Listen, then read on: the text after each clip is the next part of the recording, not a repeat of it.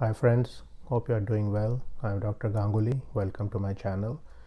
So today I'm going to talk about the 221G visa denial. And essentially there are many cases where if you apply for a US visa, specifically visas such as F1, J1, B1, B2, H1B, L1, L2, H4 or a plethora of such visas, you get handed a 221G denial.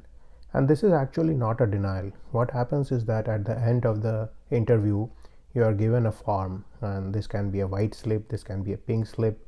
Some people have done research on the color of slip, but I think it's just a slip. And on this slip, they will ask you for some extra documentation which needs to be submitted to them till they can make a decision. So essentially, this is not actually a denial. What has happened is that at the present moment, the officer is not able to make a decision. Now remember that these officers have very less time for each person, maybe 10 to 15 minutes max, and therefore it's hard for them to make a quick decision on each case. And if they are not able to make a decision of refusal, they sometimes give the 221G, which is essentially they are saying that they are going to make the decision sometime later, they need some more information to make a decision and so on. So essentially the 221G is actually something which is not necessarily as bad as the refusal. It is something which is essentially telling you that your visa may come after some time. Now, one thing I'd like to add before I say anything more is that I'm not an immigration lawyer. I'm saying all these things based on my personal experience and experience of people I know. So with that caveat, let's continue further.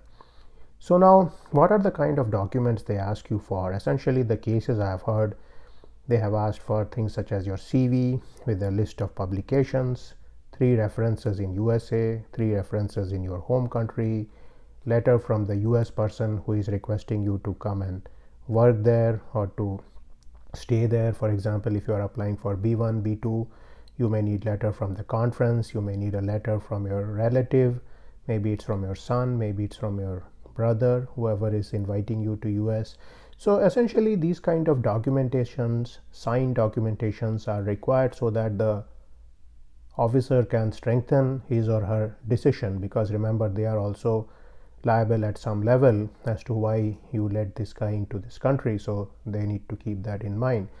Now beside this, I have heard of some more things being asked from people, and these include the entire history of the person in terms of all his previous passports, copy of all his previous passports, where he has stayed for the last 15 years, countries he has been to in the last 15 years, the travel history in his past, the jobs he has done in his past, and so on. So essentially what may have happened in some of these cases is the person did not provide very detailed information in the application form which they built up. Remember, the application form actually requires you to give information about all your past, and sometimes people may skip that, or sometimes the officer may want much more than what is present in the form.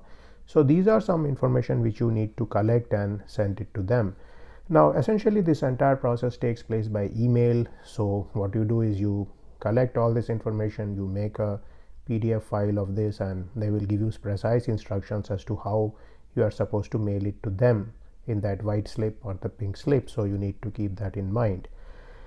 Now, one of the things you should do is, after you have submitted all this documentation, wait for some time. Do not rush these people too much, but I would say that ask every couple of weeks as to what's going on, and essentially the consulate will provide you with an email where you can ask them, and most of the time you will get a standard reply. But I think it's a good idea to ask, because imagine if you have applied for the F1 visa, or you have applied for a J1 visa or any visa, you have an employer, you have a university, you have a relative who is waiting for you. So if you are completely nonchalant about this whole procedure, you don't care at all, you never respond, they may think, what's wrong with this guy? He applied for the visa and is not at all bothered, so maybe it's a non-serious case.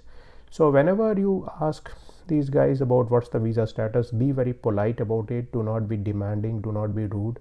So write the email in a polite manner, make use of a lot of please, thank you, and so on, so that people do not get agitated by receiving your email. So now remember that this is a government system, so the processes are slow, what they may be doing is they may do a background check on you. They may essentially look at various records in your past. Maybe if you have been in US before, did you have any kind of record in the past? They're going to look into that. Maybe you had something related to traffic violations, maybe you had something worse than that. So all these things are going to come out in those cases. So essentially this is going to take a lot of time. The cases which I have encountered, it can take up to 3 to 6 weeks, sometime 2 to 3 months. But I know of some cases where people have had a year or more go by and they didn't get the visa. They got the visa after 2 years or something like that, and so the conference they were applying for was long over. But the good point is that they can still use this visa for some future conference. So sometimes they may still give you a 1 year or a 5-year visa or a 10-year visa, and then you can use it for a next conference. So one of the things, of course, if you are applying for conferences and you do not get the B1 visa, then there is a problem, because what happens is that you spend a lot of money trying to get the B visa, and if you are not able to go to a conference, then you again have to build a case for the next year and so on. So I in fact know a colleague who essentially what he did when he did not get the B1 visa is that he applied to conferences in various European countries, and so he would be going to Paris, to Berlin, to Prague, to Budapest, to Stockholm, to Greece, and then putting all his Facebook pictures out there for these visits. So again, it's not necessarily an end game. If you are not able to get your visa because of a 221G, you can think of some alternative destinations where you can go. But of course, you are applying for H1B or L1, then the situation can be problematic, because the employer can get pretty messed up because of the delay. And also if you are applying for a postdoc on J1, or if you are coming for F1, again the situation may be quite grim, because some of these offers may get delayed or sometime even get withdrawn if you are not able to join the university within 6 months or within 1 year. So certainly 221G is a problem. Like I mentioned before, to make sure that you do not get a 221G, be as truthful and as detailed as possible when you fill in the application form. So when the application form tells you to list all the past employers, list the supervisors, list their phone number and all these details, do that.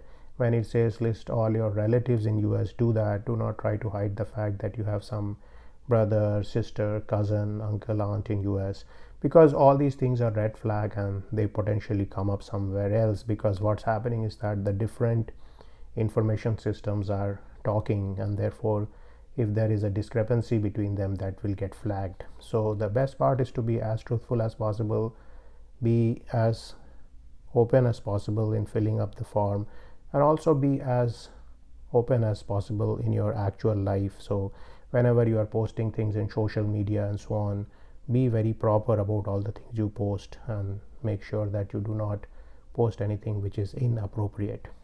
So these were some of the things I had for you today, how to avoid the 221G denial, also known as the pink slip. So in case you have got the pink slip, do not panic, because very likely you are going to get the visa after some time. But in case you do not get the visa, then think of some other possibilities also. So that was my take for today, and I will see you in a video sometime soon. See you then.